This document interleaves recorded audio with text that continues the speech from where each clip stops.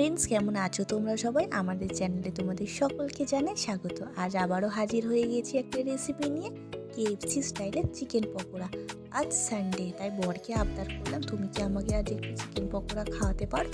তোর বর বলল অবশ্যই পারি, কিন্তু নিজের হাতে খাবো, আমার মতন করে কেএফসি স্টাইলের।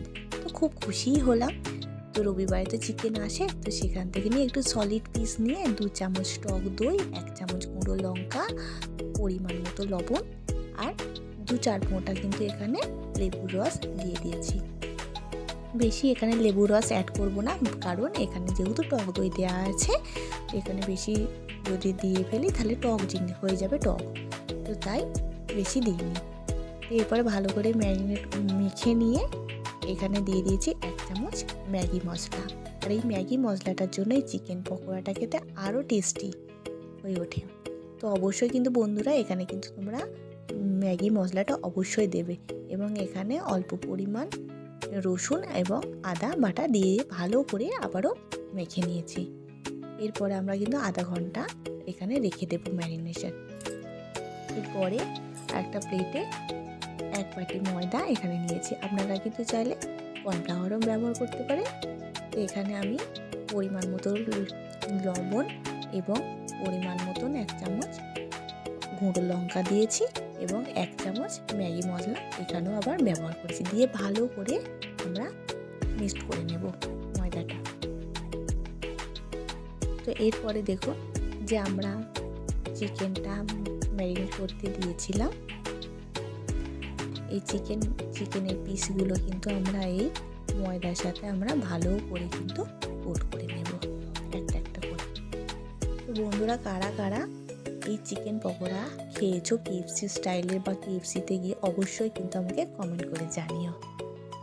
তো এই চিকেনগুলো ভালো করে কিন্তু আমরা ময়দাতে ভালো করে কোট করে নেব, এবং বাটিতে অল্প পরিমাণ জল নিয়ে জলে একবার জাস্ট হালকা হাতে একবার উল্টে পাল্টে ধুয়ে নেব, বেশি ধোবো না, তাহলে কিন্তু কোটিংটা ছেড়ে যাবে।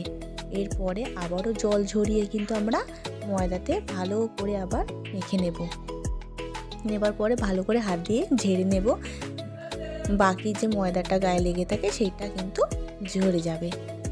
এরপরে আমরা আবারও একইভাবে আমরা প্রতিটা চিকেন কিন্তু একইভাবে আমরা কিন্তু করে নেব। তো বন্ধুরা, এই চিকেন পকোড়া কারা কারা খেতে ভালোবাসো অবশ্যই কিন্তু কমেন্ট করতে ভুলো না। আমি তো ভীষণ ভালোবাসি, আবার সেটা যদি হয় বরমশাইয়ের হাতে, সেটা তো কোনো কথাই হবে না। দেখো বন্ধুরা, আমাদের কিন্তু রেডি। এরপরে কড়াইয়ে সর্ষের তেল দিয়ে দেব। তো এখানে আমি সর্ষের তেল ব্যবহার করেছি, তোমরা চাইলে সাদা তেলও ব্যবহার করতে পারো। এবং কড়াইয়ে তেলটা গরম হয়ে যাওয়ার পরে একে একে আমরা চিকেনের পিসগুলো দিয়ে দেব। হালকা আঁচে আমরা এটা ভেজে নেব, বেশি জোরে দেব না প্রথমে, কারণ হয়তো লাল লাল হয়ে যাবে কিন্তু ভিতরে কাঁচা থেকে যাবে। তো একদিকটা ভাজা ভাজা হয়ে এসেছে, তাই আমরা উল্টে দিলাম। তো একে একে উল্টে দেব, দিয়ে ভালো করে আমরা ভেজে নেব। তো কাদের কাদের বন্ধুরা, তো তোমাদের হাজবেন্ডরা এরকম নিত্য নতুন রেসিপি করে খাওয়ায়, অবশ্যই কিন্তু আমাকে জানিও।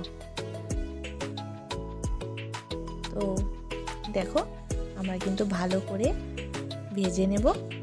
এরপরে আমাদের প্রায় অলমোস্ট ভাজা ভাজা হয়েই এসেছে। এরপরে আমরা তুলে নেব। লাল লাল হয়ে গেছে, বেশি ভাজবে না, এরকম লাল লাল হয়ে গেলেই হবে, বেশি লাল লাল করা দরকার নেই।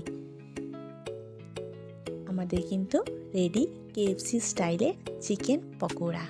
তো বন্ধুরা, আমাদের এই রান্না কেমন হয়েছে অবশ্যই কিন্তু কমেন্ট করে জানিও, এবং আমাদের চ্যানেলটাকে প্লিজ একটু সাবস্ক্রাইব করে দিও, লাইক করে দিও, এবং কমেন্ট করতে কিন্তু ভুলো না।